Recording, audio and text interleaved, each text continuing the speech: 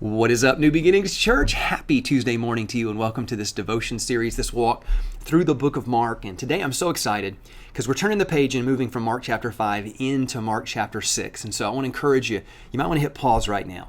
Go read Mark chapter 6. Fantastic chapter, so good, so rich, and especially lean into the first 6 verses because that's where we're going to land today. And so verse 1 says this. It says that Jesus left there and went to his hometown, accompanied by his disciples. And when the Sabbath came, he began to teach in the synagogue.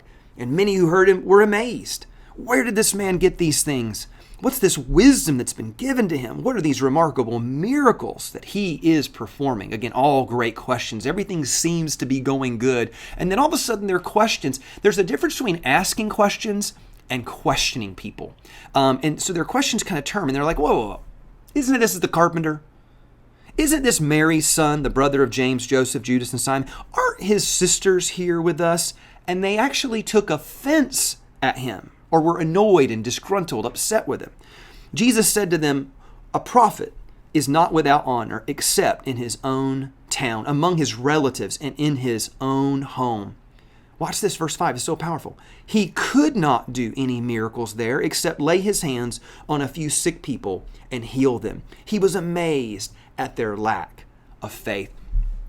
What a fascinating story. And this is a story, again, that you want to wrestle with. You want to ask questions, visualize it, see what's going on, kind of picture yourself there in the moment. You would think, Jesus in other towns and villages, he was a traveling rabbi who would go from city and village and teach and preach. And you got to remember, like in other cities and towns, he was, again, his fame was spreading. You have to remember when he fed the 5,000 people were willing to go out and sit on a countryside and just listen to him. The Sermon on the Mount, droves of people went out just to listen to him.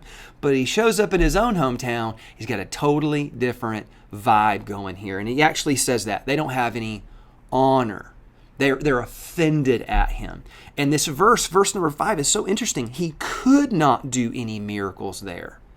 I mean, I just thought Jesus is the Son of God. He can do whatever he wants, whenever he wants. And apparently what this little story is telling you is that the miraculous is actually connected to the environment, the atmosphere, and the faith of those people. As a matter of fact, we just talked about that yesterday. Like, who's in your room? If you want a miracle to happen in your room, you got to get doubt, negativity out. Well, here you can see this idea of you got to get dishonor out. That if you want to create an environment for miracles, you want to have a place of incredible honor. And I think honor has so much to do with attitude and action. Let me say that again. Honor has so much to do with attitude and action. So when I think about, for instance, like my kids, I want my kids to show honor and respect to their mother and father. Well, what does that look like? Well, number one, they need to obey if I ask them to do something, because to disobey would be to dishonor me. And it's not just the action, it's the attitude that also goes along with it. So if I take you to take out the trash and you go do it, but the whole time you're giving me attitude, you're giving me beef, you're giving me, talking under your breath and murmuring, complaining, and what it's like, well, now you just ruined it. You're doing the action, but you're doing it with a terrible attitude. And so what we want to do as Christ followers is create this unbelievable environment of honor. And we want to lean in with our attitude and our action and create that environment where the miraculous is always taking place, where we're experiencing the presence of God, we're hearing the voice of God, we're experiencing life change. Where does that come from? It comes because we created an environment of honor. And so I want you to think about that. Like, I want you to match the attitude and the action and honor God and honor the things of God. I think we can do this with church even. We can think, oh, it's just Sunday, I'm going to sleep in.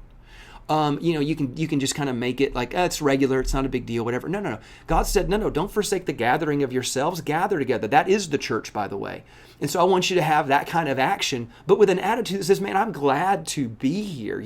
I think you can do that with worship. Worship is one of the highest expressions of honor. And so for us to worship God is to give God our greatest attitude, right? I think even like giving, generosity, tithing. Tithe is, again, a thing where we are obeying God by putting God first in our finances and just not just doing it, but doing it with a good attitude. And when that is going on, now we've created space for the miraculous. And so that's my prayer for you and I today, is that we create an environment where we never make God small. I mean, that's what they did. They made Jesus small.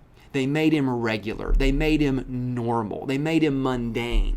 And in doing so, they limited the miraculous work. No. We want to give God the highest honor that we can possibly give in our lives. Can I get an amen to that?